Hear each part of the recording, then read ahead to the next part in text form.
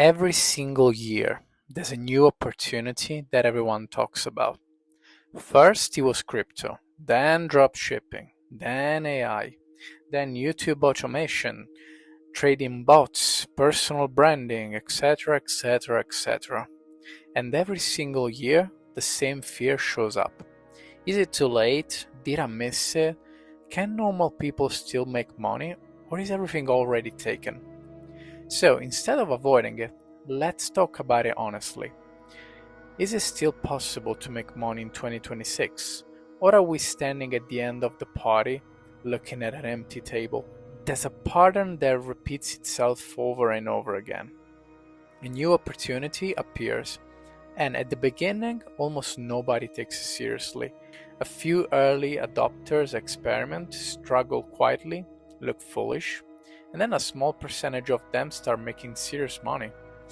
Social media amplifies those success stories. Suddenly, it feels like everyone is winning. Then the masses rush in. And once the space becomes crowded, the narrative flips. It's saturated, it's over, we're too late. But markets don't disappear, they mature. When Amazon started, people generally believed online shopping wouldn't work. When YouTube launched, it was just random clips on the internet. Nobody imagined full-time creators making a career out of it and earning good money. When Instagram appeared, it was dismissed as a simple photo app. The opportunity didn't vanish, it evolved. And the people who stayed long enough to improve their skills were the ones who benefited. Part of the anxiety people feel today comes from comparison. Previous generations built wealth in a completely different system. You got a stable job, often in manufacturing, government, or corporate offices. You stayed for decades. You climbed slowly but predictably. You bought a house on one income. You relied on pensions. Stability was the default expectation. The system rewarded loyalty. If you entered the workforce in the 70s or the 80s, college was more affordable, housing relative to income was more accessible, and wages tracked productivity more closely. Then technology accelerated everything. Automation replaced factory workers, software replaced administrative roles, AI is now replacing cognitive tasks, globalization expanded competition worldwide. The same progress that created innovation also reduced job security and increased inequality. Stable careers turn into short-term contracts. Long-term employment turned into gig work. And the shift created a feeling that the ground is less solid than it used to be. Now add another layer. We are living in the era of extreme scale. Individuals like Elon Musk, Jeff Bezos, and Mark Zuckerberg have built companies such as Tesla, Amazon, and Meta that scale to billions of users and generate wealth that would have been unimaginable 50 years ago. Today, single individuals hold more wealth than entire nations. Technology allows one platform to serve billions without proportional labor. That kind of concentration increases inequality and economic fragility. Housing becomes harder to afford. Assets inflate. Small businesses struggle against digital monopolies. The economy feels unstable because it is more leveraged and more concentrated than ever. But here's the paradox. The same technology that enables billionaires also gives individuals tools that previous generations never had. You can reach global audiences, you can sell knowledge instead of physical labor. You can build leverage without owning factories. The rules changed, and this is where the conversation becomes uncomfortable. Because if we look at society honestly, we see a contradiction. Essential workers, like drivers, cleaners, delivery workers, nurses, carers, keep cities functioning. They work long hours. They deal with stress. They often face physical exhaustion and emotional pressure. Many struggle with low pay, limited flexibility, and poor work-life balance. Nurses, for example, carry enormous responsibility, often in understaffed hospitals, making decisions that directly affect lives, yet their salaries rarely reflect the weight of that responsibility. Drivers and cleaners perform work without which the system will collapse, yet they are often paid close to minimum wage. At the same time, athletes, actors, and musicians can earn millions. A top footballer like Cristiano Ronaldo can earn more in a week than a nurse may earn in a year. Actors like Dwayne Johnson or musicians like Taylor Swift can generate extraordinary incomes through entertainment and brand deals. But why?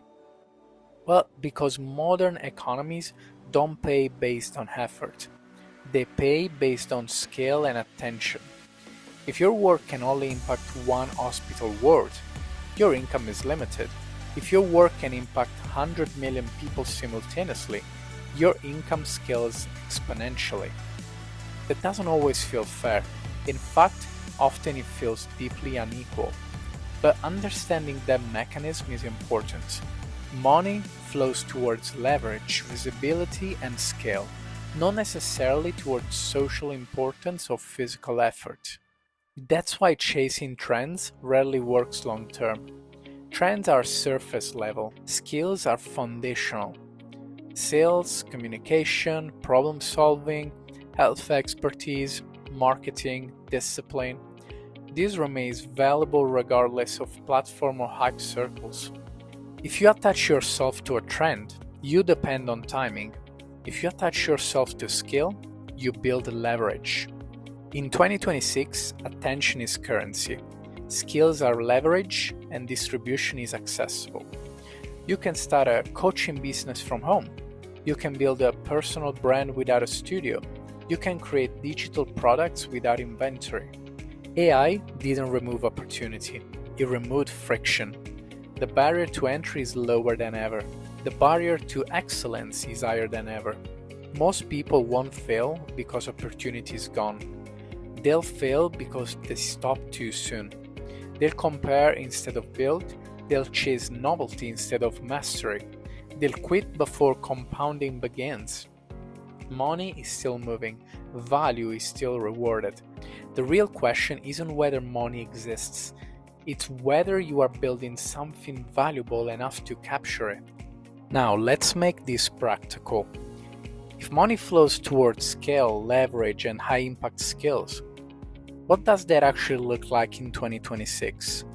So let's get into the highest paid jobs in 2026. The top earners today usually fall into a few categories. Number 1, AI and advanced tech roles. Machine learning engineers, AI researchers, cybersecurity specialists. As automation expands, the people who build and secure the systems earn a premium. Number 2, high-level executives and founders. CEOs, startup founders, equity holders, ownership still outperforms salary. Number 3, specialized surgeon and medical specialists. Neurosurgeons, anesthesiologists, and highly specialized consultants continue to command very high compensation because expertise plus responsibilities plus scarcity equals value. Number 4, elite entertainers and athletes. Top-tier global figures like Cristiano Ronaldo or artists like Taylor Swift don't just earn from performance, they monetize attention at massive scale. Number 5, scalable digital entrepreneurs, online educators, founders, personal brands with product ecosystems. Just one product, global distribution, and minimal marginal costs. Notice the pattern? The highest paid roles are not just about effort, they combine scarcity, leverage, skill, and ownership. Now let's talk about where money is flowing. Historically and currently, the biggest wealth generators are equity in scalable companies, owning shares in high-growth tech, and AI-driven businesses remains one of the strongest long-term plays. AI and automation infrastructure. So not just using AI, but investing in the companies building it. Number 3 is real estate. Strategic, not emotional. In high demand cities and growth areas, property still builds long-term wealth, but margins are tighter and timing matters more. Number 4. Digital assets and online businesses. Websites, software, digital products, assets that produce income without physical constraints. Number 5. Personal brand as an asset.